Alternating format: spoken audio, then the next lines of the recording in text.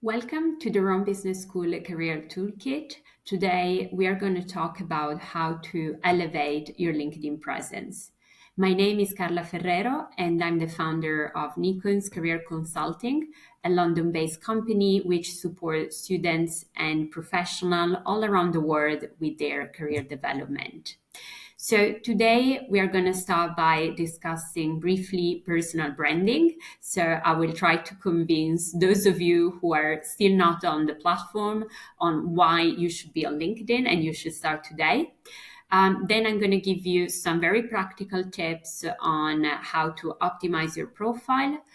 We will then discuss briefly how to be active, how to engage with other professionals in order to get more responses and more opportunities.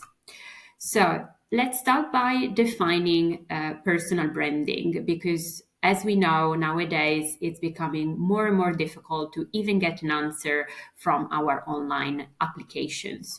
So this is because there are so many job applicants for every single job advert that is difficult to get noticed. So what we can do at least is to work on our image. So create a personal branding, which is every action that we make to shape and promote a distinctive image, reputation, and identity for ourselves. And LinkedIn is a big part of this.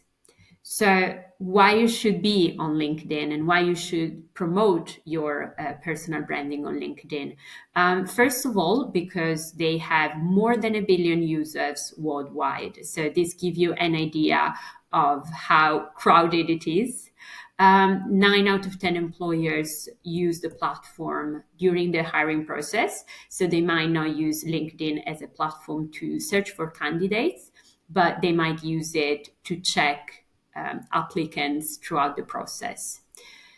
There are almost 3 million recruiters on the platform every day and more than 20 million job openings. So as you can see, is an incredible platform with connections on every industry and for every single country that you might be interested in.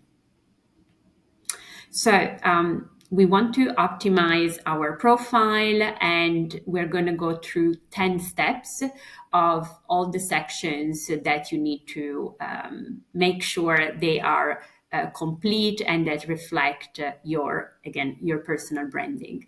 So we start by the profile picture, which is our own picture. It has to be a profile picture, very simple, with a neutral background. You can take this picture with your mobile. Just make sure you have the right lighting and again, the right background, and that people can see you clearly, because the goal of LinkedIn is to connect people. The second step is to have an image, a banner behind your profile picture. So here you can be a bit creative. You can choose something that is related to your industry or to the place where you are living. And there are a lot of templates on Canva that you can customize. So that's a good way to start. But it's important that you do have an image, because otherwise you will just get a gray banner that doesn't look very professional. The third step, and very important one, is your title. So below your name and surname, you will have this space to describe yourself. Just use keywords that are relevant to your industry. You can start with something simple, just being a recent graduate from a specific master, for example, and you're going to build it up step by step. Here on the right, you can have 2 logos, one related to your professional experience and one to your education, if you want. And here also very important that you update your location. So it could be the place where you're studying or where you want to work. The fourth step is probably the most difficult one because we are looking at the About section, which is a space where you can describe yourself. And here you really have to choose your tone of voice, the content, the keywords. How do you want to present yourself? What do you want people to know when they get to your page and they read through? So you have 2,600 characters, which is a lot, and you don't need to use them all. But here it's important that you really think about your personal branding. My tip is to write it in first person, of course, and to keep the paragraphs quite short, leave a bit of space in between the paragraphs to help people reading easily. And if you want, you can add some little emoji or some bullet points to make it a bit more graphic. The fifth step is your work experience. So this section is going to be quite similar to your CV. So make sure there is a match with what you write on your CV and what you write on your LinkedIn profile. So you will have your title, the company you work for. So if the company has a LinkedIn page, you will have the logo of the company. If they don't, you will just have a little gray square, and that's totally fine. Here you have space to describe your work experience, your tasks, but what makes it a bit different compared to your CV is that you have space to add media. So it can be picture, video, link. It doesn't apply to all work experiences, but if you can, that really helps build your credibility. You can also add some specific skills that you've used in a work experience. I would suggest you to not add more than 5 skills per work experience. Step number 6 is your education. Again, very similar to your CV. Make sure you're sharing the same information. Again, if your university has a LinkedIn page, you will get the logo. Otherwise, is the gray square. And here you have space to describe your courses if you want. Step number 7, very important, is the skills section. Here you can add more than 50 skills if you want that really describe your profile. So here it has to be a mix of skills. So it has to be technical skills, industry knowledge, languages that you speak, and of course, interpersonal skills as well. So you can start by adding the skills that represent you the best, and then you can add them slowly as you look at job adverts, you see what are the skills that employers are looking for and that are also relevant to you. So you can get some inspiration from job adverts to make your list more complete.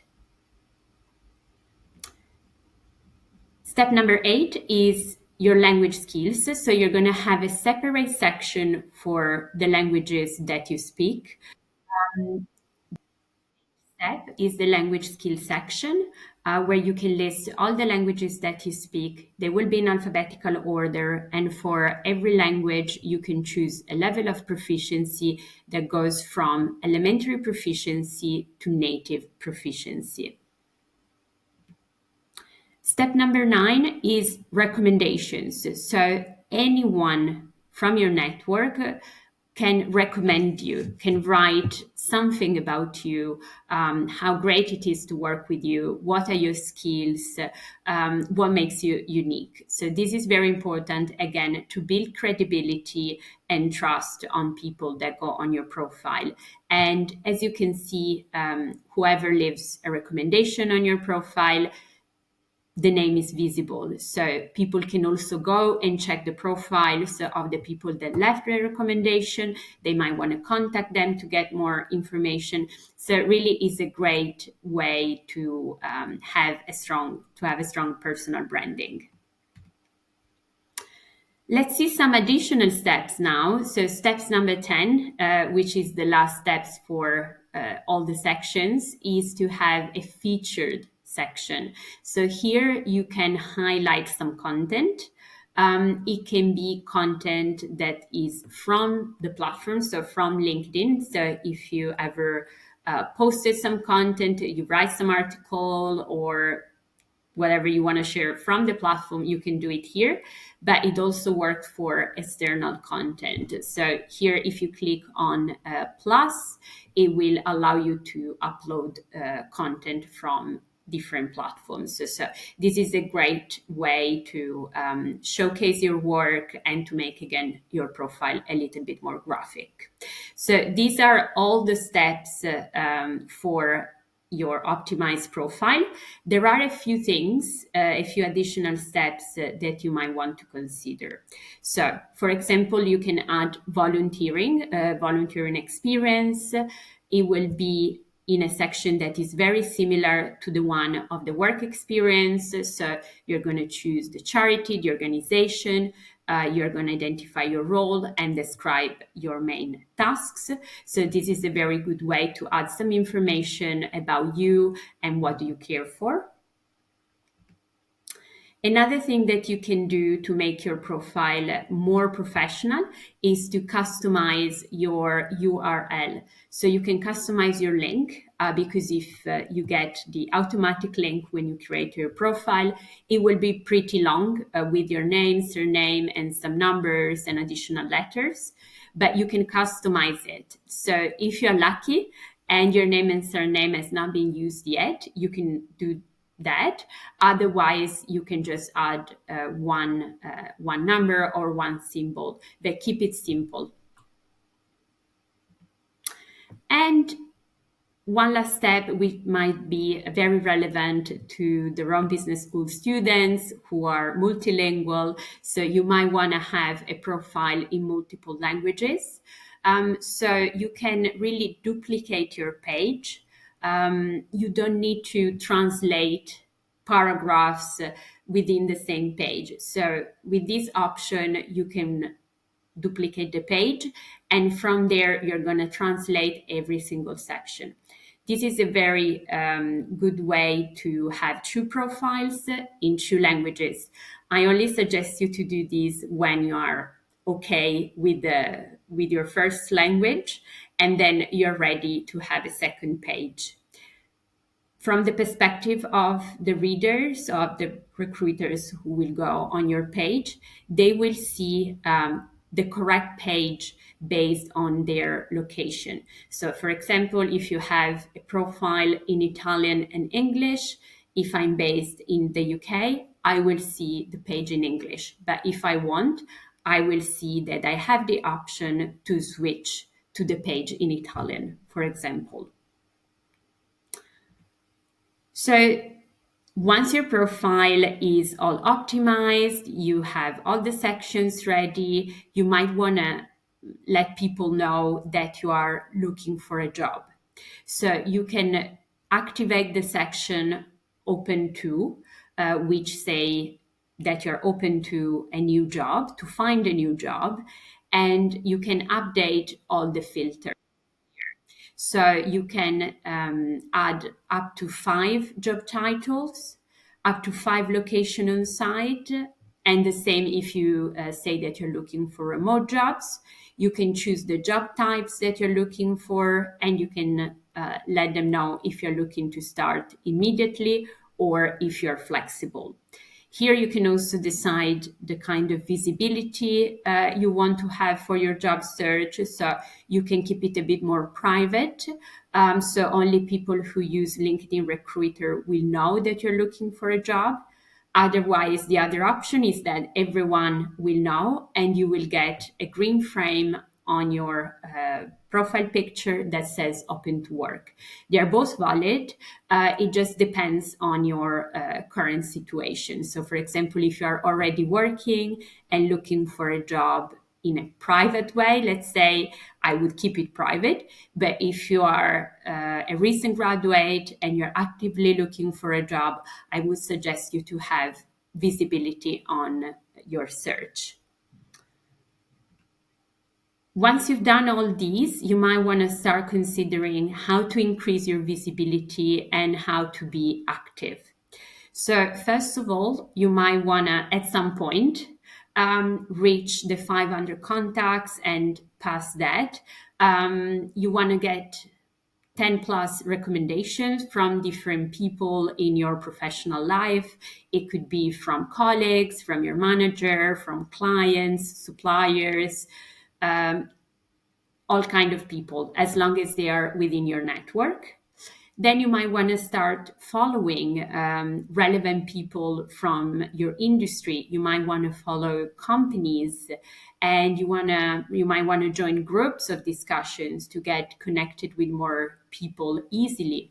And you want to follow hashtags to make sure you see relevant content to you.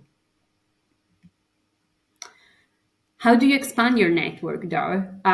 You can add people that of course, you've met. So all the teachers and all your peers from the Rome Business School, people you just admire because of their professional journey, people who are in the same industry, and of course, recruiters. But how do you connect with them, with all of them? It's very important that you send a personalized message once they accept your connection request. This is because we want to establish a real connection with people on LinkedIn, and we also want to be polite. At some point, you might also get a bit more confident, and you might want to start creating your content. So what are the steps to consider before actually starting to create content? I would suggest you answer the following questions. So what is your goal? Is your goal finding a job? Maybe just expanding your network at the moment. It might be getting opportunities, etc. So what's your goal? Based on that, who's your audience? Recruiters, people from your industry, etc., etc. And who are the experts in the field? Because you don't have to start from zero. You can look around, you can see what other professionals are saying, how are they saying it, and from there you can find your own voice and your own content. And the last question you should answer is, for which expertise do I want to be known? And this is very much related with your personal branding. So how are people going to recognize you? For which professional skills? I know it's not easy, and it definitely will take time to optimize your profile, to start becoming confident with the platform, but it does work, and it is extremely helpful, especially for all the students and graduates that want to have an international career. So to summarize, first of all, thank you very much for sticking with me until the end of the video. We've realized how important it is to have an optimized profile because of the extremely high competition. So we want to make sure that we present ourselves in a very professional way. How important it is to create a network to get more visibility, more connections, and more opportunities. And also, as a last step, the importance of creating content on LinkedIn, being visible, because this is what is really going to help you get noticed and continue your career wherever you want to go. So thank you very much for your attention, and I hope you will enjoy the journey on LinkedIn.